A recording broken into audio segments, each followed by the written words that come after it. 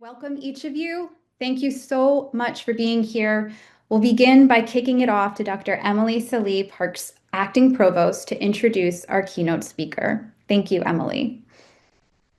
Thank you, Erica, and to everyone in attendance today.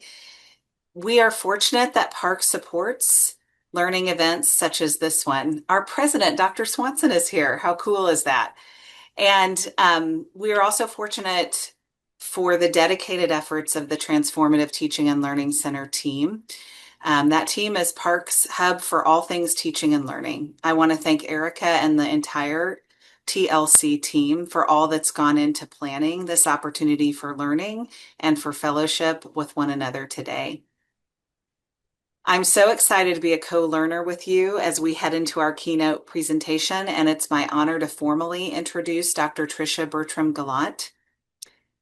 Dr. Bertram Gallant is the director of the Academic Integrity Office and Triton Testing Center at the University of California, San Diego.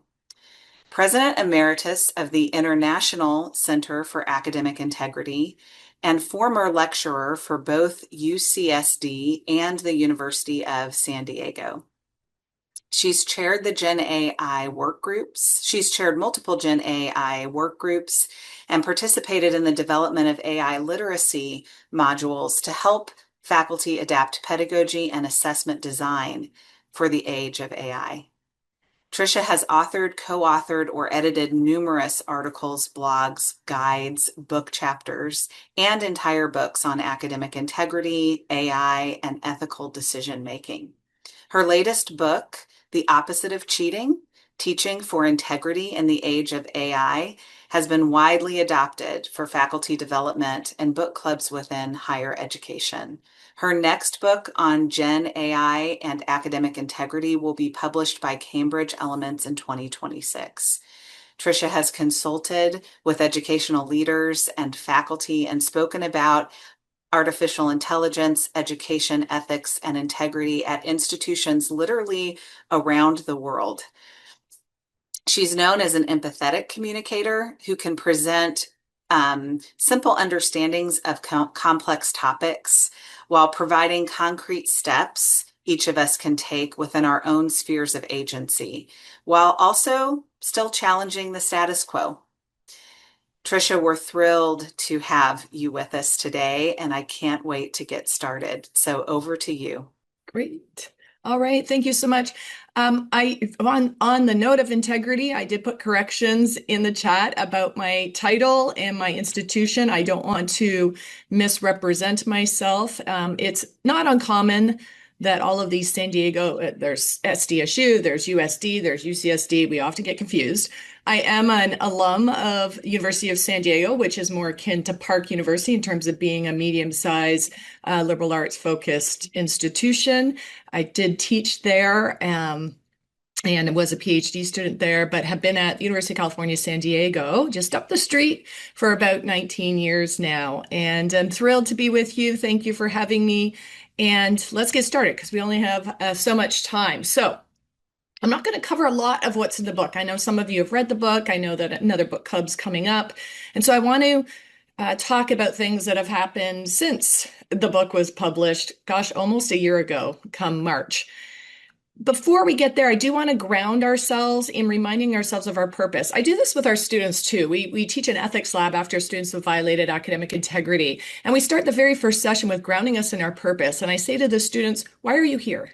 Why are you at university? And some of them will say why they're at UCSD, but mostly we're talking about, why university? You could be doing anything, you could be doing lots of other things. So I think that's important for us as educators and administrators as well to remember that we're not here for revenue, although that is a necessary part of what we do. We're not here for reducing time to degree or increasing attrition, increasing retention. Those are all artifacts, perhaps, of us doing a good job, but they're not why we're here. So why are we here? Well, we have a social contract with society. We promise society that we are going to develop and certify knowledge and abilities of the next generation of citizens and professionals. Society depends on us for those certifications. They have used them for many, many years as proxies to represent graduates who know something more than they did before 4 years ago, that they can do things that they couldn't do 4 years ago, and that they're going to bring things like, we used to call them soft skills, now we call them durable human skills to the world. Interpersonal skills, empathy, emotional intelligence, communication skills, teamwork skills, all of those types of things. So we're here to develop and certify knowledge and abilities. And there's a whole bunch of things we have to do, like retain students, in order to fulfill that social contract. I want to talk about key things that we need to do that are relevant to the conversation about academic integrity today. And I call this our moral obligation supply chain. So teachers have to design fair and honest pedagogy and assessments, right? They have to say, what are the learning outcomes of this course, of this program, of this major, or maybe of the institution? And how do we facilitate that learning through fair and honest pedagogy? And then how do we validate that learning through fair and honest assessments? Then we give those assessments to the students, and they have to fairly and honestly demonstrate their learning on those assessments, right? Then teachers have to fairly and honestly assess student learning. Only then can the institution certify. So we are on a 100-plus-year-old Carnegie credit hour system here in the States and many other places in the world.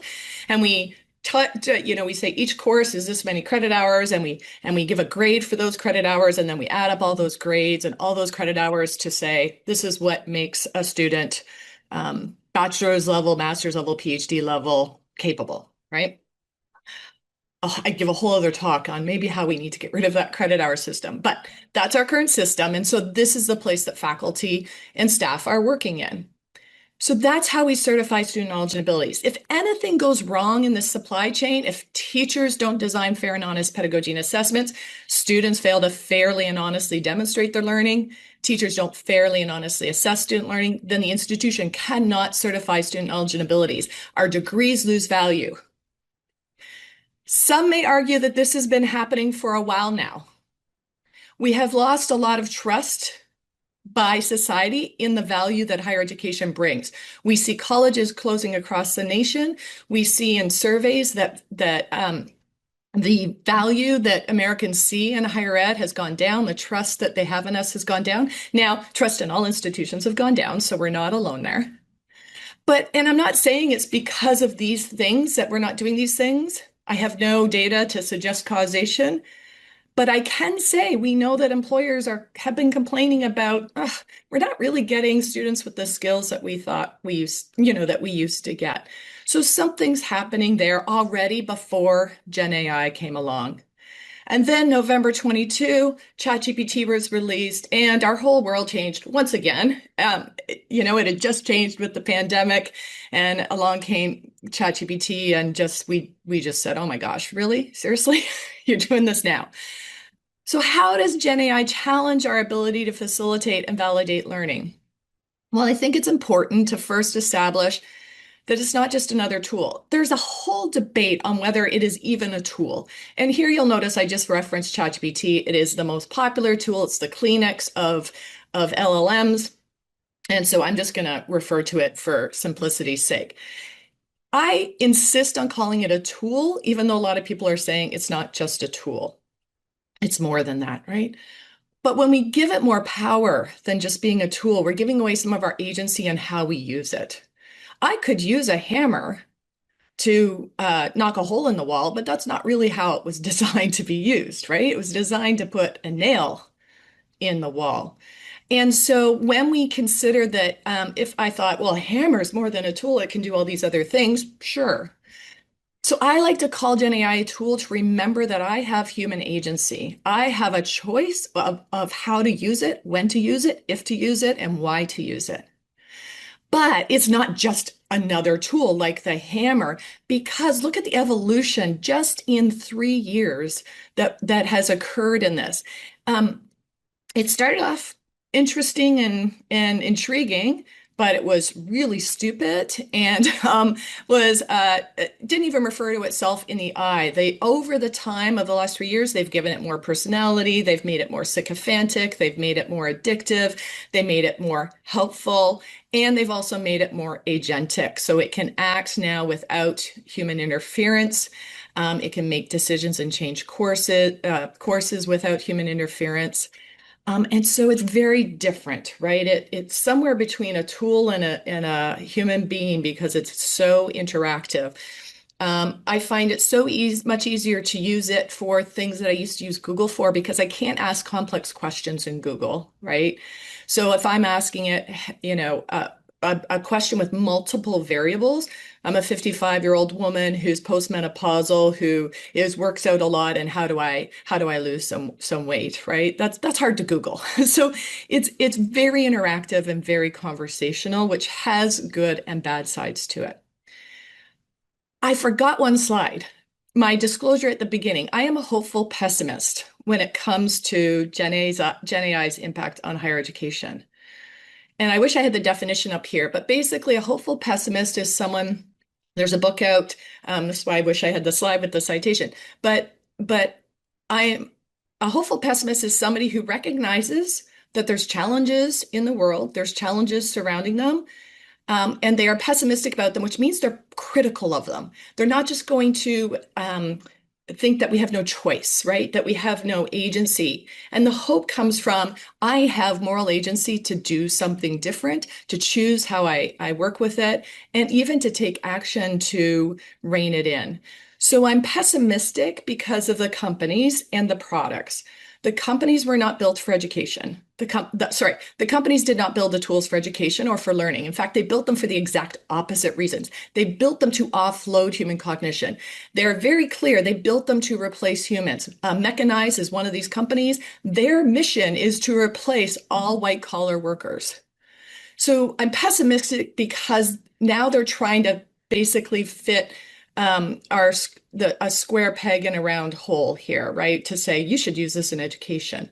I'm hopeful because humans have often encountered intentional entanglement by other companies, and we've often risen above that through regulation, through collective action, through resistance, or through critical adoption and market demands to demand something different than these general purpose chatbots. So I'll say that. I should have had that slide.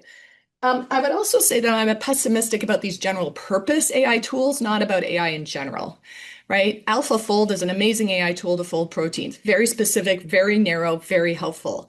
It's more of these general chatbots that I'm a bit more wary, a lot more wary about. One of the reasons I'm wary about it is because of the impact on our students. They simply can't get away with it. We have a lot of students who will say, I refuse to use it for ethical reasons, for environmental reasons, whatever, but they almost can't help it. So, for example, I can put a Chrome extension or an extension into Canvas or Brightspace that will allow me to solve all of my Canvas-based quizzes or my LMS quizzes with AI. That's intentional. But what's not intentional is I go to Google just like I always did as a student to do research. And now there's that AI overview at the top. I didn't even want to interact with AI, but it's forcing it on me. And then that tool that I used for years called Grammarly, that just did grammar and spelling check, and I was raised on it from middle school on, is now full of AI suggested rewrites. And so all of a sudden I'm using AI on a tool that I never intended to use AI in. So they can't get away from it.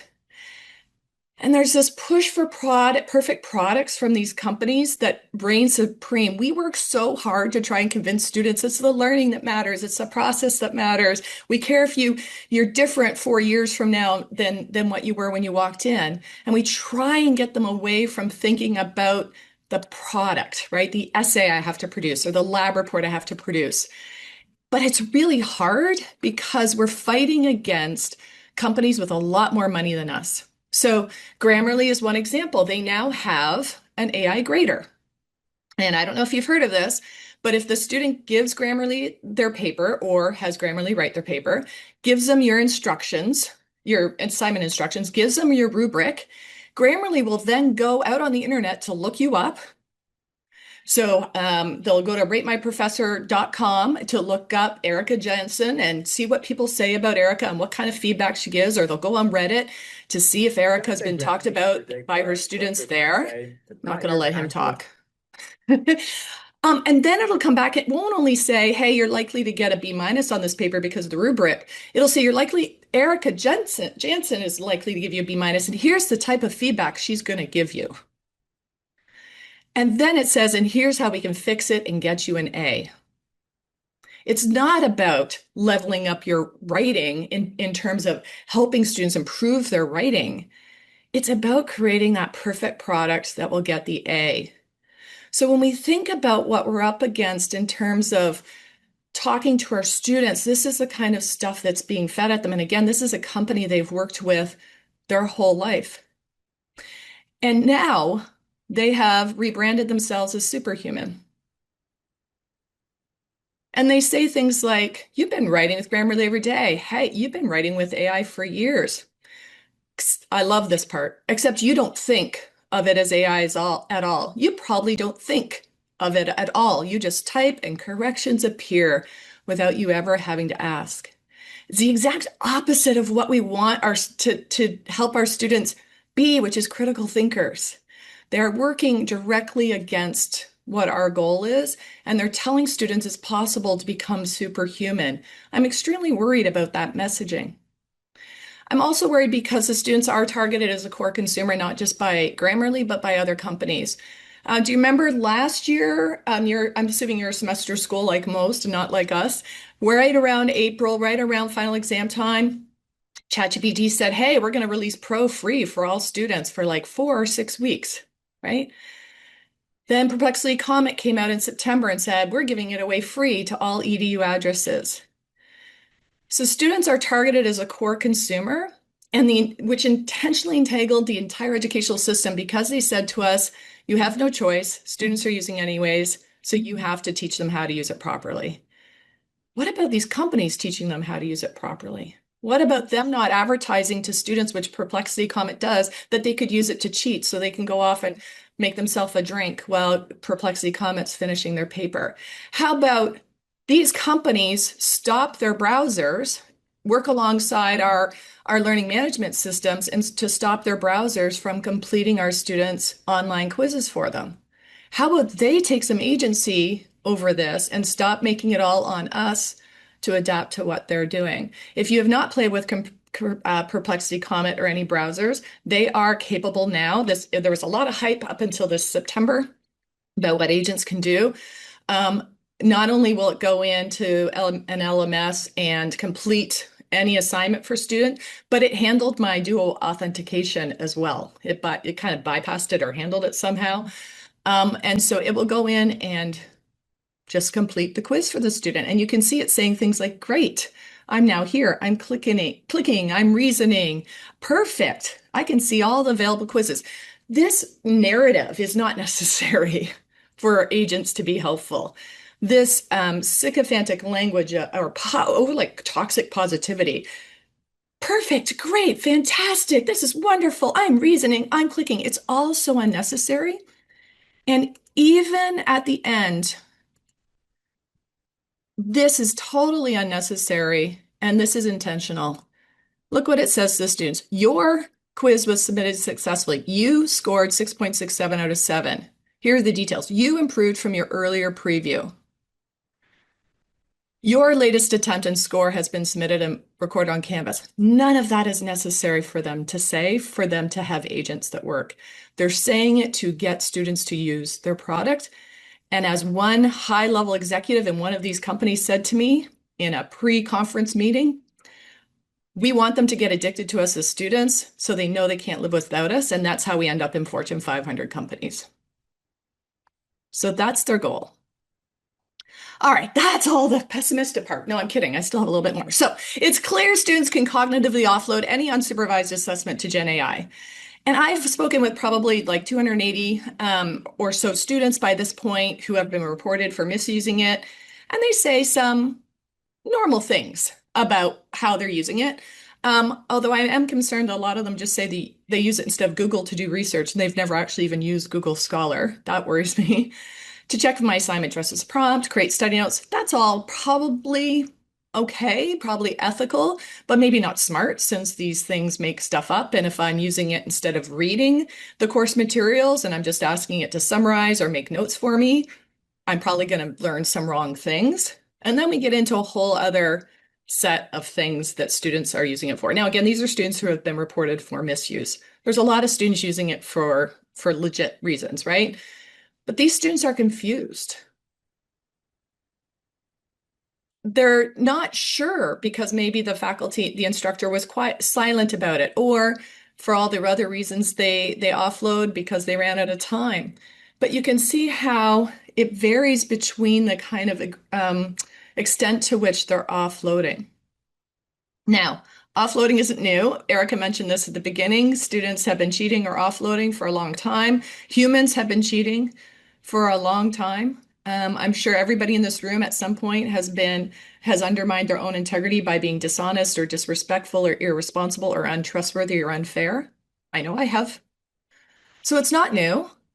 Students have often looked for ways to make life easier.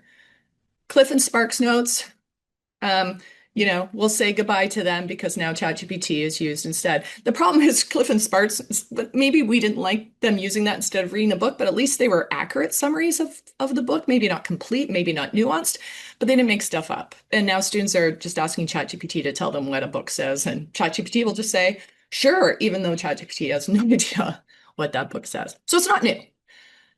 And it's not abnormal. Like I said, students cheat. People cheat. And we do so in response to personal and situational forces. Personal forces, and we talk about this in a whole chapter of why students cheat, moral disengagement. It's not really cheating, it's working smarter, not harder. This isn't really a moral issue. This is an efficiency issue. So we give ourselves a whole bunch of neutralizations to disengage from the ethical part of the situation.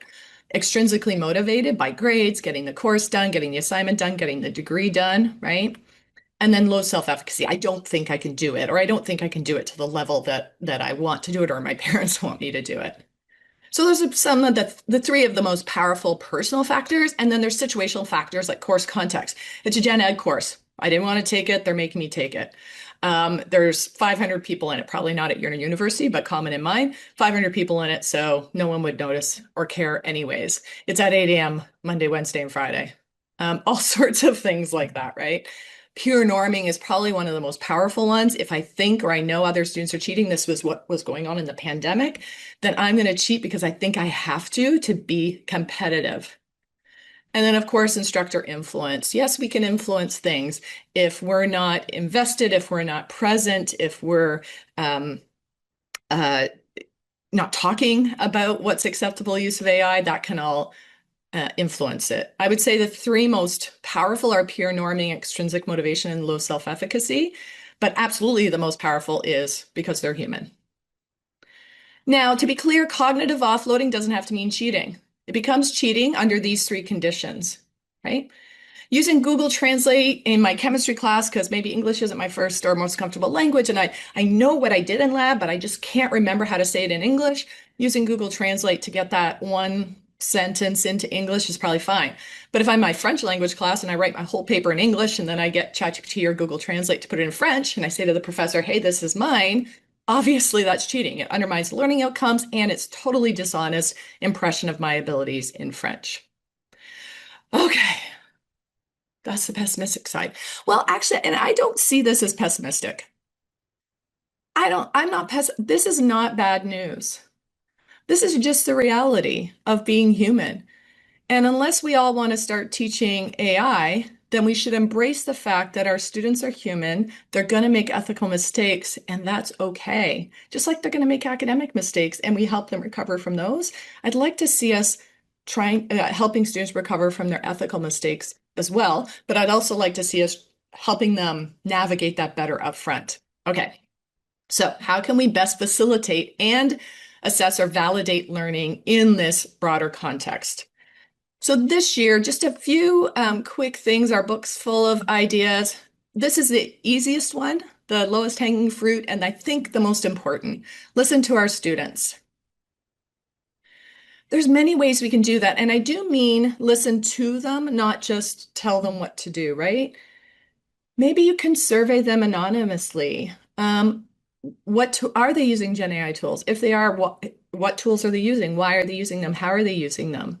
How do they think they might use them in this class in an ethical way? It could change your mind about something. And if it doesn't change your mind about something, it could inform your policy. It could inform your assessment choices. You could say to students, 20% of you said you thought you could use it to brainstorm a response to your paper assignment in this course. Here's why I think that's a bad idea for your learning. And so it just opens up the conversation for students.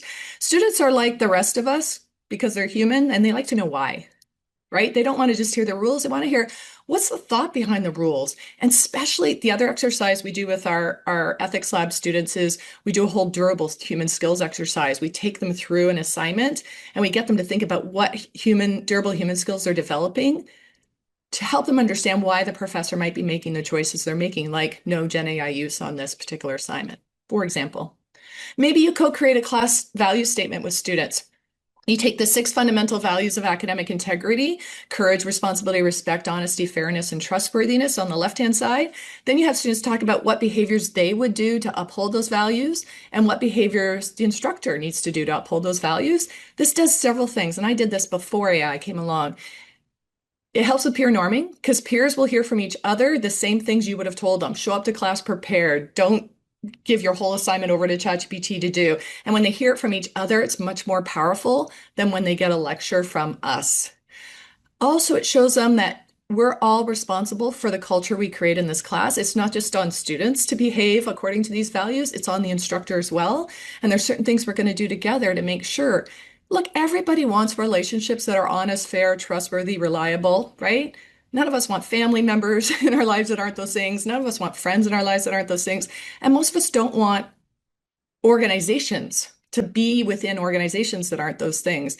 And so it's a very human conversation to have, and students really do appreciate it. This one's more complicated. You need more time for this, but it addresses the idea that our complaint that students don't read our syllabus, don't plan ahead, don't think ahead to what all the assignments or projects they're going to have to do in our class, and therefore they procrastinate, and that's when they cheat a lot.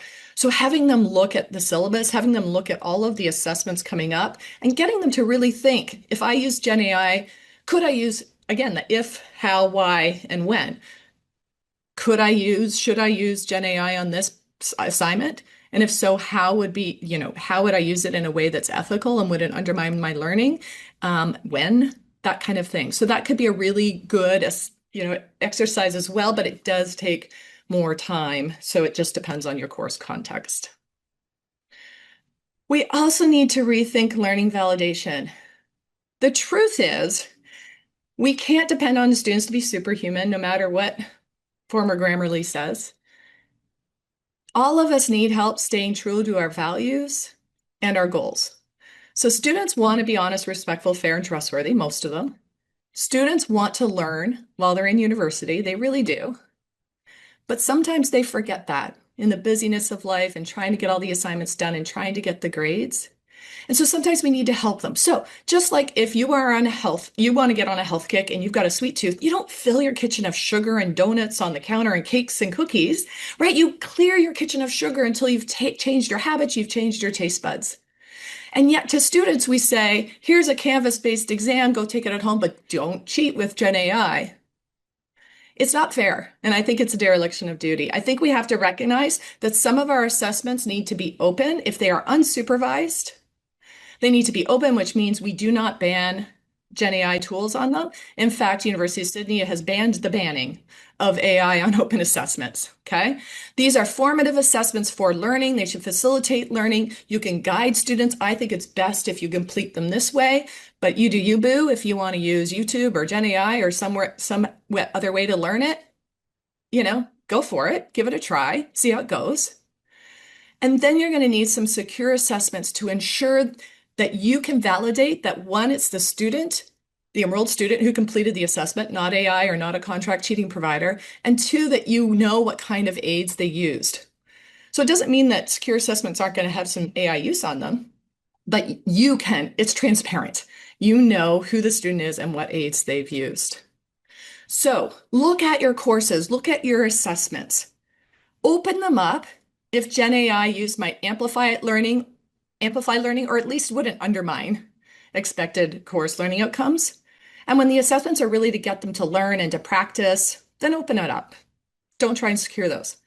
But secure if use of ChatGPT, for example, would totally undermine what you're assessing. Writing, perhaps, courses that teach foundational knowledge like basic math, basic chemistry, where basic anatomy for doctors, right? I want my doctor to know where my kidney is. I don't want them to have to ask ChatGPT, right? So certain courses are foundational. Departments need to figure this out. And if the student's independent ability predicts their success in the course sequence or in life, Gen AI tools can be used very well by experts without cognitive de-skilling, but novices can't necessarily. And so we have to scaffold in Gen AI use with foundational knowledge. And students want this from us as well. This was an IHE survey, and basically they said, here's some open assessment strategies we want faculty and institutions to use, and then we do want them to secure. We want them to help us stay true to our values and resist temptation by taking some of that temptation and opportunity away. Okay, I'm almost done for those of you waiting for me to be done. Then we must communicate to our students. So we secure the assessments where they absolutely should not use Gen AI, and on the assessments for learning where they can use Gen AI, we should provide them with guidance because otherwise they don't know how to use it properly. I can tell you they have no idea how it works, the students I meet with anyways, and so you need to help them do that. And I would encourage you to have them disclose, reflect, and share. So we want to engender their metacognition, their thinking about their thinking. Again, if, when, why, and how should I use these tools?